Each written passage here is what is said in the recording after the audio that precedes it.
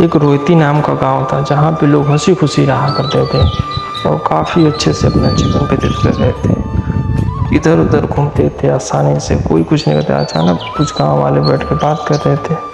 एक पंडित था, एक उसका दोस्त। गांव के पीछे जो जंगल है उसमें एक बहुत बड़ा शैतान बिल्ली रहती है और वो बिल्ली के पास उस शैतान बहुत खतरनाक है। वो किसी को मार दिया करती है, गांव में घूमती रहती है और लोगों को मारती रहती है।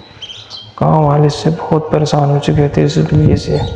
वो रात होते ही गांव में घुस जाया कर देती है और लोगों को मारना चालू कर दिया करते थे। तो सभी गांव वालों ने मिलकर सोचा कि जाएंगे तांत्रिक के पास। सभी गांव वालों ने मिलकर तांत्रिक के पास जाने लगे। जो तांत्रिक ही है जो कुछ साल पहले बिल्ली को कैद किया था और फिर कैद करेगा। फिर सभी लोगों ने मिलकर तांत्रिक के पास जाने लगे। तांत्रिक से कहा कि है, तांत्रिक से कहेंगे कि उस गाँव वालों को अपने गाँव को परेशान कर रखी है।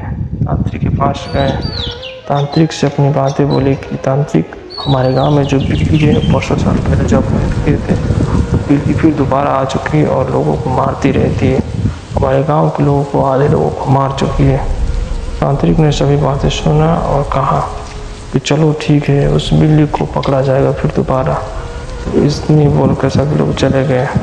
तांत्रिक ने कहा चलो ठीक है। तभी शैतान बिल्ली सब सुन रही थी कि गाँव वाले हमें मारने सोच रहे हैं, हमें भगाना सोच रहे हैं। तो बिल्ली को बहुत गुस्सा आया और बिल्ली ने कहा कि अब गाँव को मैं तबाही मचा दूंगा, गाँव को और मारूंगा।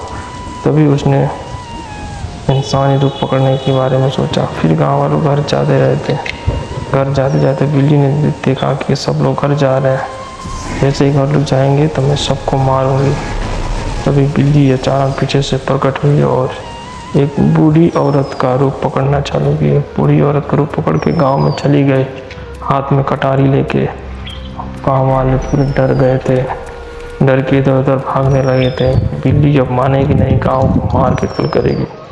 तभी तांत्रिक ने कहा चलो ये तो अच्छा नहीं हो रहा है, ये काम करना पड़ेगा। फिर दोबारा क्या हुआ कि बिल्ली पूरे गांव में तबाही मचाने लगी। पूरा सुनसान, आंधी तूफान, भयंकर सब कुछ होने लगा। फिर तांत्रिक ने तपस्या की भोलेनाथ की। तो भोलेनाथ की तपस्या से ही शैतान बिल्ली को मारा जा सकता है, वरना ऐसे नहीं। सभी गाँव वालों ने कहा चलिए ठीक है, जो भी पैसा लगेगा सब देंगे हम। तांत्रिक कहा चलो ठीक है, तब समाधान हो जाएगा। तांत्रिक ने भोलेनाथ की तपस्या करना चालू कर दी और बहुत जोर जोर से होने लगी। लोगों ने कहा चलो ठीक है। तांत्रिक बैठा था ध्यान में कि अब बिल्ली को मारा जाएगा, कैसे भी करके बिल्ली को मारा जाएगा।